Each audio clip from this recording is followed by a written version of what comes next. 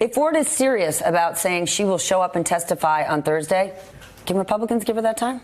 Well, I think they ought to. I mean, the conditionality is a little odd to the extent that all these demands are being put around her appearance when one would assume she's had some time to prepare for this. What the president said, I think, as you pointed out, was unconscionable, that a 15-year-old some 36 years ago would make a phone call to the FBI if she felt that she had been sexually abused. That is beyond the pale. With respect to her appearing, it is curious about the way in which they're negotiating this. One would hope that she would just come forward, make her case, and deliver it in as clear and concise a manner as possible and get these facts on the table sooner rather than later. I do agree, though, however, she should be entitled to an investigation. Nita Hill got that much. She deserves the same. Jess, what do you make of the conditions that Ford has put forth, especially around saying, now she's saying we don't need an investigation, but she wants more time. She wants more voices. You know, earlier this morning, Susan Del Percio said she wants to ask Judge Kavanaugh a question. If he was a sitting judge and the case before him was simply a he said, she said, wouldn't he want more? Right. Well, and obviously it's only a he said, she said because the Republicans are choosing to make it so. There is actually a witness to this alleged sexual assault, which honestly never happens in sexual assault cases. We used to have laws on the books in America that were designed to make it really difficult for women to credibly claim rape that required a third-party witness in order to bring it forward. And that's how rare it is. This third-party witness, Mark Judge, is on Brett Kavanaugh's side. So what rationale would the Judiciary Committee have to not go with it? Imagine being able to clear one of your best friend's names because you were in the room when something terrible happened and saying, you know what, I don't feel like doing it. I choose not to. Though, right? Which raises more questions. So great, you can show up and say didn't that. It's a very curious move, and the only logical explanation is that you don't want to say it under oath because it's a really big deal if you lie under oath. I realize how high the stakes are. We are in DEFCON 5, and there's tons of people talking, I would say more off camera than on, trying to get their head around these were teenagers. What exactly happened? If we start to say this is the bar, are we going to get people to want to run for office going forward? But it is serious, and we do need to hear them out. What if Brett Kavanaugh, and now it's too late, what if he had taken an approach where he said, I absolutely have no recollection of this. I don't believe nothing, but it was high school. It was a long time ago. We drank so much. I don't deny that this was this person's experience, but I'm so horribly sorry. And unlike a lot of Me Too accusers, he doesn't have a trail of she said, she said, she said, she said. How would that have been received? It may have been received better, but the problem is that you have even the President of the United States sort of coming to his defense in the way that he is, which makes it substantially worse. And the fact that you have essentially the entire Republican Congress at a point where they're trying to rush this through because they don't believe her. They don't want to hear her side. And there's a bullying aspect to this. And just think about what Dr. Ford has done.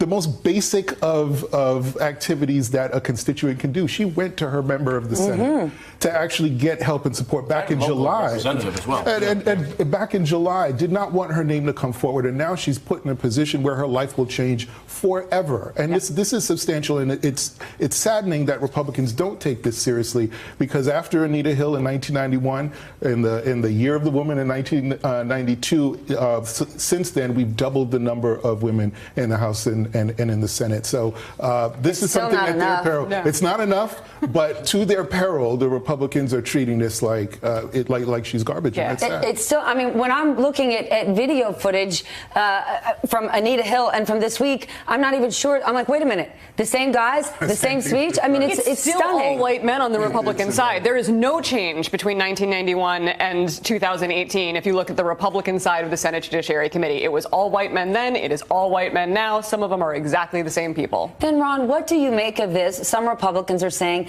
let's have outside counsel ask the questions. Or earlier this week, I know Hugh Hewitt had the suggestion, maybe some staffers who are females should. For me, it is more insulting to say, I'm sorry, A grown civil man can't possibly ask in a respectful way questions. I mean, are his knuckles dragging so loudly on the floor that he can't conduct himself? That's insulting to him and to her, to them and to her. But there's probably some truth to it. I mean, we've seen this in the past, that some of the elder senators cannot relate to an environment in which we find ourselves now and don't necessarily have any sympathy or empathy for this experience. But Ron, to that exact point, it's not about the facts then. If they can't relate to the current environment, Correct. It begs the question, Why should are they these there? people be the elected leaders representing our nation? Well, no, absolutely. I mean, and they've lost touch, and you've seen this in so many different hearings. And that has nothing to do with age. No, it doesn't.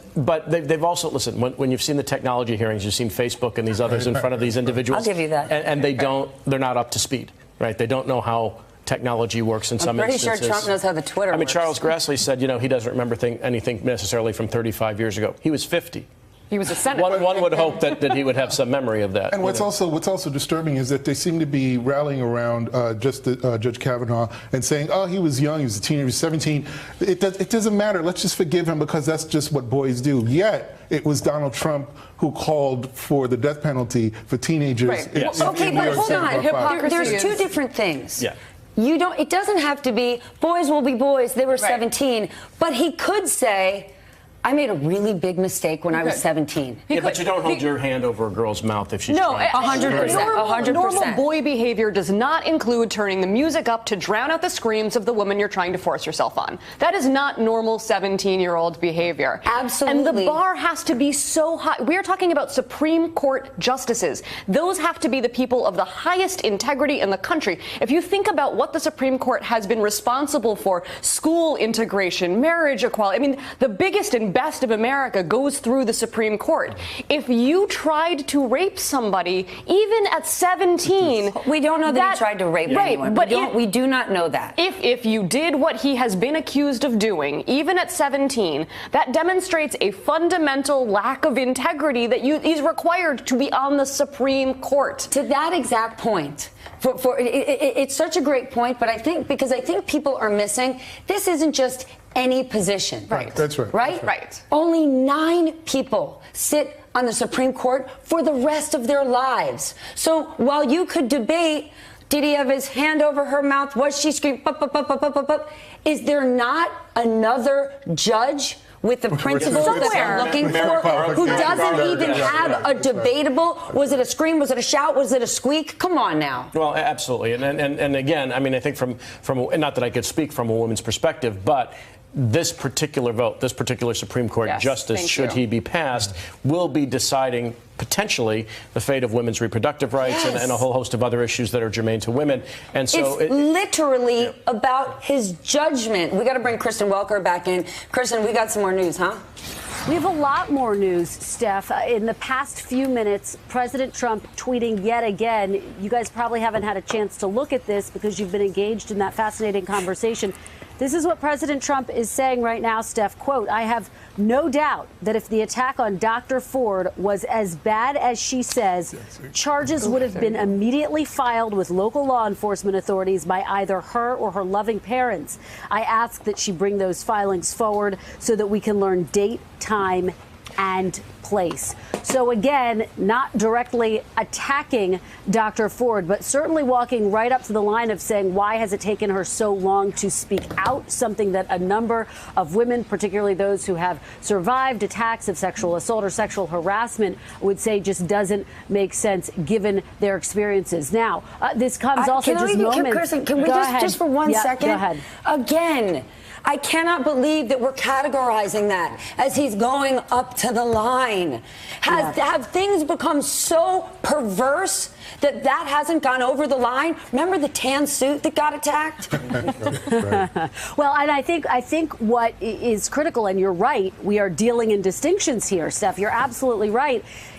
Typically, we see this president When he attacks someone, go after them by name, attack them vigorously, dig in. He hasn't done that yet. And I can tell you that his top advisor, Kellyanne Conway, one of the first people I really spoke with about this entire issue, has been among the first here at the White House to say Dr. Ford deserves to be heard. She stopped. She spoke with reporters just a few moments ago, and she was asked why the president largely, on the whole, frankly, up until last night and into today, has refrained from being combative when it comes to Dr. Ford. Take a listen to what she had to say. There's no reason to attack her. The president is defending his nominee to the United States Supreme Court as a man of character, integrity, impeccable academic and judicial qualifications and judicial temperament that he knows him to be, same as the day nominated. And by the way, this man's day job is he has served a dozen years on the second highest court in the land. We're missing that in all of the din of all this coverage, respectfully. And the president is defending his nominee, but that nominee needs to defend himself against what he says are uncategorically and unequivocally false allegations. He says he was not at the party. So that's why we have testimony in our great democracy. We hopefully will hear from them last week. The president doesn't need anybody to tell him. But it seems like the White House is following your lead, because you were the one out first who said it first, that she deserves to be heard, and setting a tone for her not to be attacked. Well, she should not be attacked, and she should be accommodated, but she is. And I think these conditions, I mean, I just heard a whole laundry list of them on CNN. Thanks for saying them. They're growing, it seems they're growing by the minute. I'm glad her attorneys decided to get off TV and talk to the Senate Judiciary Committee. That's a good idea. And prepare her for her testimony. But the truth is the truth. So he's willing to say it yesterday, today, tomorrow, this weekend, last weekend, certainly Monday next week. But any delay beyond that by senators who already said they were going to vote against him is politicizing the process. And it's not fair to Judge Kavanaugh, and it's probably not fair to Dr. Ford. It's also not fair to get so little coverage of all the vile language and death threats that are being thrown at Judge Kavanaugh's family. His young daughters, his wife don't deserve that. He doesn't deserve that. None of you deserve it. So we really need to tone down the temperature that way. We're not attacking her. A lot of people are attacking him and his family, and it's awful. Thank you. Thank you, Kellyanne. And you heard our colleague there, Jeff Bennett, asking some of those questions, Steph.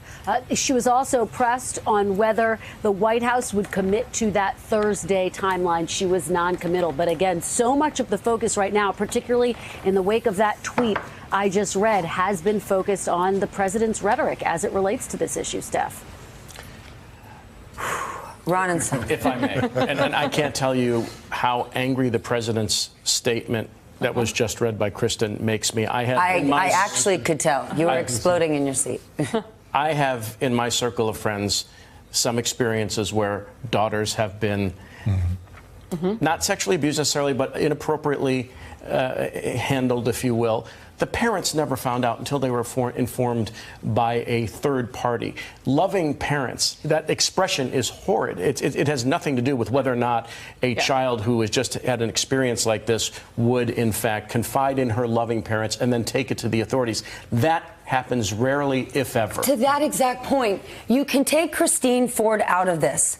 But when you think about the President of the United States and his judgment, to simply say blankly, get on it, why haven't we heard from you? All of us know victims of any sort of sexual assault oftentimes are ashamed, embarrassed, don't want to get in trouble. I mean, all of it. And you wonder, how could the President of the United States of America not be aware of this? Remember what the president said about his own accusers, the 17 women who accused President Trump of similar behavior. He said that they were too unattractive for him to have assaulted. So this man's bar is very, very low when it comes to dealing with women coming forward about allegations of sexual assault. But this is how he's going to lose Republican women. Actually, you know what? Then if you're watching and it is just about aesthetics, if Mr. Trump wants to weigh in on Karen McDougal, I think everyone would say she's a pure hottie. She lying? Well, listen, there's a point that you made earlier that really stands out to me. When you talk about the Supreme Court, think about Brown versus Board of Ed. That was a unanimous decision because the justices felt it was in the national interest for us to get this right. When you listen to the president make the remarks that he's making and the way in which he's trying to push this nomination through, that's what's ginning up all of what we're seeing in the electorate right now. Because the fear is that this court is going to be so divided, they're not going to get anything right, and we're going to lose rights as a result of it. Okay, here's what I have on my mind.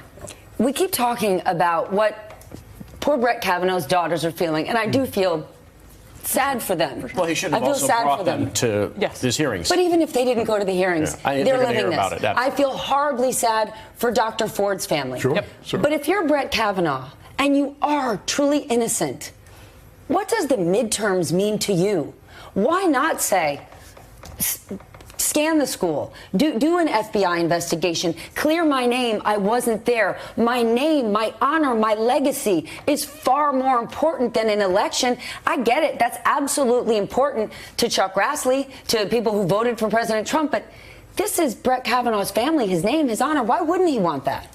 Well, we do have this and this is obvious, a hyper-partisan split in which the other side is just absolutely wrong no matter what. It doesn't matter what the terms are, it doesn't matter what the conditions are, it doesn't matter what the circumstances are. But you're talking about political sides. But that's all that's going on here. Brett Kavanaugh is a human before he's a Republican. Christine Ford is a human. Politics for them should be secondary. And it seems to be for her. But Brett Kavanaugh has come up as a Republican operative. He has been in these Republican circles, these very conservative circles, since he graduated college. And she has a Democratic strategist advising her now. Yes. I mean, the idea that she would go into this without anybody who had been involved in a hearing telling her what to expect seems like a bridge too far to ask a private citizen to do. But I think that, Kavanaugh is supposed to be what conservatives get for putting up with Trump. The Supreme Court is supposed to, this is what they get. Like, they're willing to put up with the tweets, they're willing to put up with the embarrassment, the lack of knowledge about issues foreign and domestic, but what they get in return is hyper-conservative partisan judges on the Supreme Court. That was the whole case during the campaign. So the idea that they might lose one, well, that just undercuts their whole reason for embarrassing the country and continuing to support somebody who's as terrible as he is. Remember, Clarence Thomas actually did defend himself quite a bit during those hearings. Remember, he talked about high-tech lynching. If Brett Kavanaugh is the Republican operative that we think he is and that you say he is, he's probably saying, look, if the Republicans have my back, I don't need to say anything. And quite frankly, the Republicans and the President of the United States seem to have his back at all costs. I get it. Even if they push him through, would you want to have a cloud over your name, your family, for the rest of your life, especially if you're absolutely innocent? We have a president who's living with multiple clouds over his name. But he always, but no, Ron, it's actually different. President Trump has had clouds over his name for his entire career. It doesn't bother him. Brett Kavanaugh truly has a stellar record. Why would he want this?